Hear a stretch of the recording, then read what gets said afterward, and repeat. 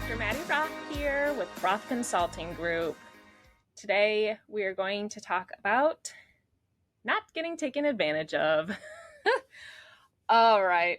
I played college volleyball at Hope College in Holland, Michigan. It was a Division III school, so unfortunately you can't get athletic scholarships at a D3 school. But I was on the volleyball team. It was amazing. We had state-of-the-art facilities. Hope is a Christian college. I think we had maybe 4,000 students or something like that.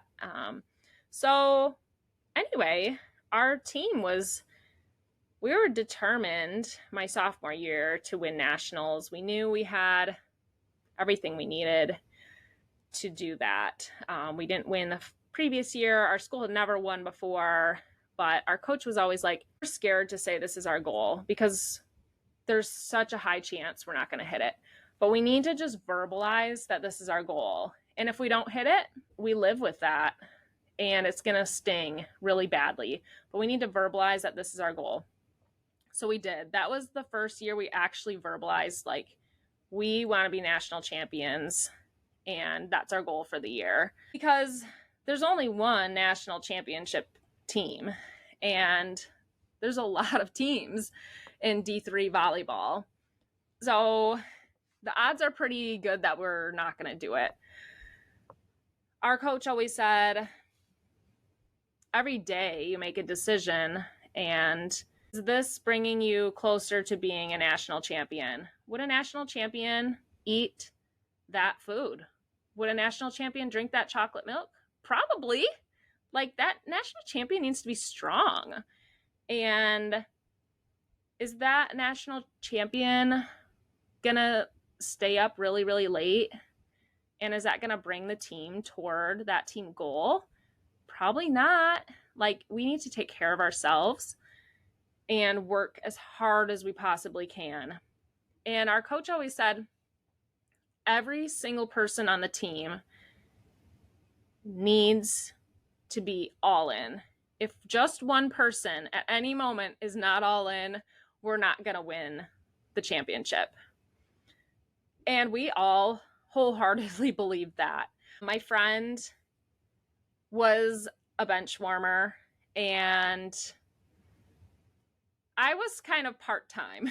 I was not a starter, but I was the first one off the bench. So anyway, her and we cheered so hard on that bench. And our coach was like, if the bench is not fully in this game, we are not going to win.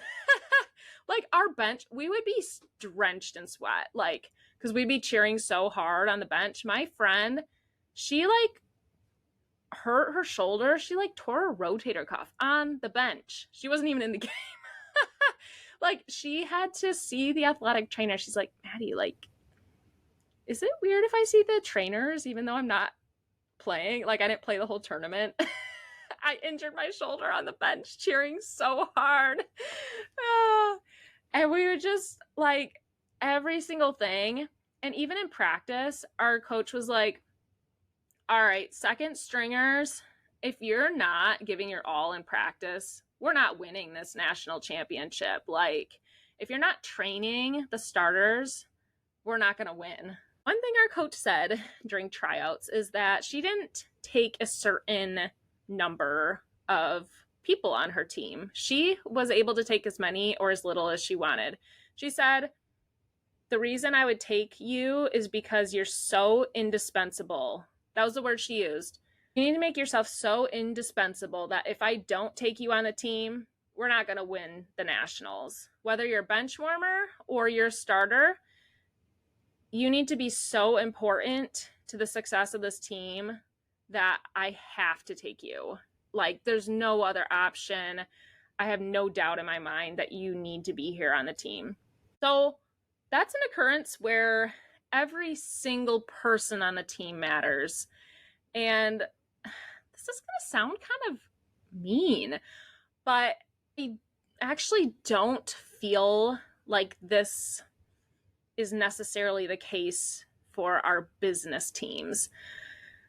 because, and I want to just say that to protect other business owners from selling their soul to other clinicians or staff members, because in my head I try to make it so my team members are dispensable. Like, that sounds really bad. I love my girls so much, like with my whole heart. It can make me just cry how much I love all the girls as a person. I love them as a person, but I think there are some pelvic health business owners, especially pelvic health, because we're worried that this staff member, oh, she does so well, or there's no one else in our town that does pelvic, and like she came to our team, and like I'm never going to find someone else that does pelvic. Like, we're so married to that staff member that we have the blinders on and we can't make decisions. We think that staff member is indispensable to us, but we cannot make decisions like that at the expense of our baby, our business. So if you are about to hire someone, a new therapist, and say it's a PT and you're interviewing this PT and you give her an offer, and say you offer her 50 an hour, and this therapist has a lot of training. She's done pelvic for a while. You want her so bad on your team. She's dynamic. She has everything you want. You're so married to this person. Like, you need them so bad. That's what you think. That's how you feel. But we cannot get that emotional about a potential staff member at the cost of our profit margin. And that's just too risky for our business and not smart. Okay. If this person is declining your offer and saying, I'm a doctorate, I have my doctorate, I should be making, in your cash practice, like, I should be making at least 75 an hour. Don't do it. It's just not smart for your business. It's not good for your business to be paying staff members way more than market value. Look at what the PTs and OTs in your area are making. I mean, if they're making 85 grand, like say you give an offer for 85 grand, that's actually only $40 an hour. So if you're paying someone $75 an hour, let's see, what is that? That's like $170,000 salary, which is nice. Like, I wish PTs and OTs made that much, and I wish we charged $400 a session, but insurance has just driven the value so down of PTs and OTs. We can pay them really nice. We'll pay them more than all the clinics in our area. That's fine, but you can't pay your therapist way above market value for their service. So I just urge you, no, this staff person is not indispensable. You can find someone else that is going to absolutely love your offer. And maybe she's new to pelvic health, but guess what? You believe in yourself. You believe in your ability to train this person. Okay. Another thing is that staff member that's always asking for a raise, always a little unhappy with their salary, but you love them so much. Yes, I'm a lover. Like, I love my staff. It's so hard when you are emotional about it, but staff should be dispensable.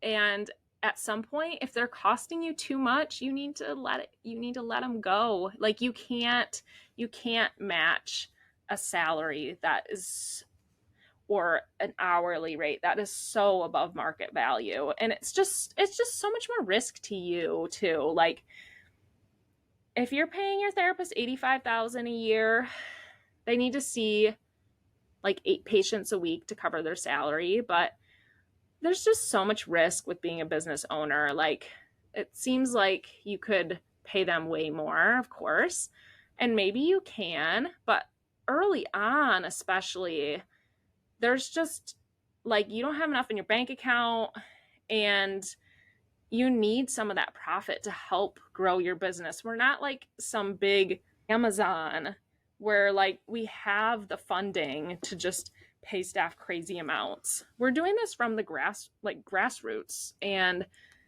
we need some of the profit to actually build our bank account. We can't just have zero in there or to pay all the overhead that you don't even think about.